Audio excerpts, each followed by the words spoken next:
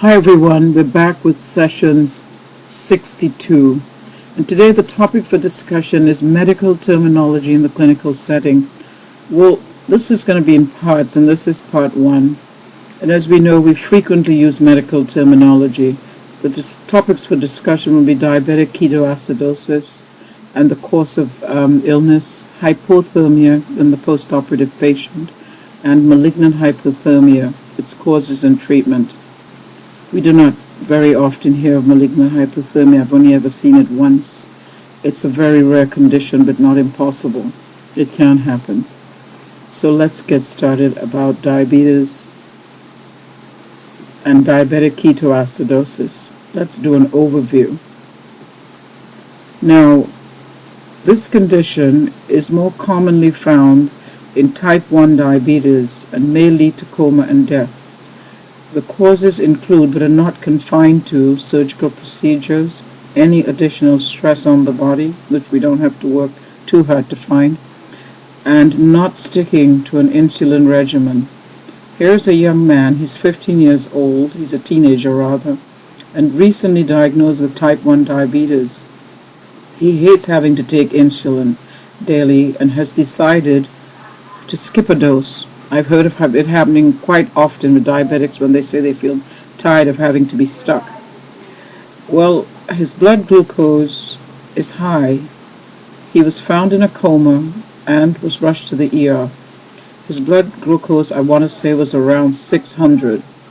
He was treated in the emergency room and stabilized and sent on to the ICU for further observation.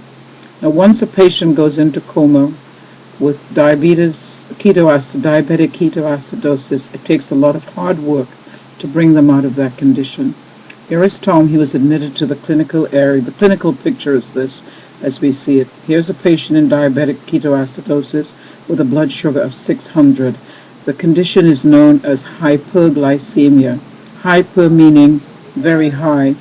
Then you have some additional problems. He's tachycardic, meaning tachy meaning his heart rate is very rapid. Then he has tachypnea, which respirations, tachy again, and the other part refers to his breathing. Respirations are rapid. Polyuria, poly meaning excessive, urea referring to his urine, excessive urination.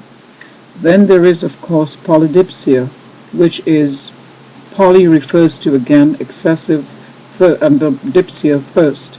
So he has excessive thirst, excessive urination, rapid heart rate, rapid respirations, and of course I told you about his hypoglycemia.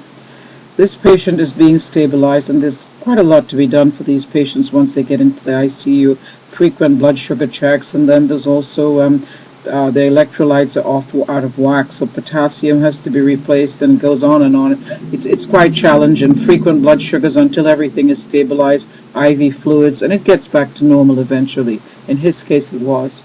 Now we go on to the post-operative patient. Many patients have surgical intervention. Some will go home directly, and some will have just like a very quick time in the recovery room. But the important thing is to remember there are a few very important facts. Patient who just arrives in the PACU with a temperature of 95 degrees is considered to be hypothermic, hypo meaning below. Its oxygen saturation is 94.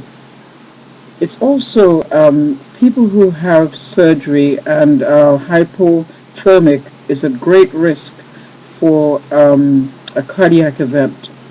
Hypothermia, by the way, increases the body's needs for oxygen, and a lethal rhythm such as asticity may just occur. A patient with a previous history of cardiac history is at great risk. So great measures should be taken. In some areas, warm blankets are kept in an oven, a little oven, and when patients come into the PACU, they quickly get them and cover them up and keep them warm to prevent them from getting chills and subsequently maybe a cardiac event. There's also the bear hugger. Not many people are familiar with it, but bear huggers are very nice. They just apply it and warm air goes into this blanket and they cover them up and they bounce back very quickly. So here we have someone who initially you could see temperature was low, having chills, hypothermic, hypo meaning below, and now everything is back to normal. Warming measures were taken. O2 sats 98, it was 94 previously. Another problem that causes this is lack of IV fluid, which is hypovolemia, so circulating volume. That may have to be addressed as well.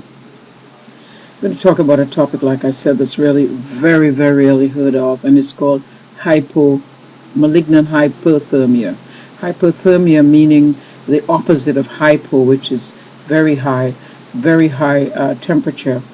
And ultimately what happens to these patients is they go into surgery. Certain anesthetic gases like halothane may cause it, succinylcholine, which is also known as anectine, many other gases I'm sure. But what happens is the body temperature just starts to rise. They become tachycardic, tachy again meaning a rapid rise in heart rate.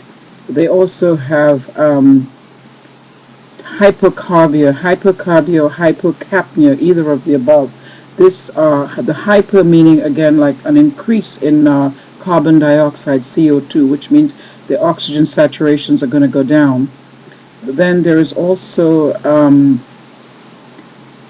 one of the other problems that they might have is, I told you about the tachycardia, and also twitching, myoclonus, which refers to twitching in the muscles. It is not a pretty picture, and a lot of hard work. I guess they get ice and ice them down, IV fluids, they ice them down. The only drug that's known to work is called dantrolene sodium IV, which is usually given. So have a nice day. I hope you've learned something from this, and this is only part 1. We'll follow through in parts 2 and 3 later on. Bye.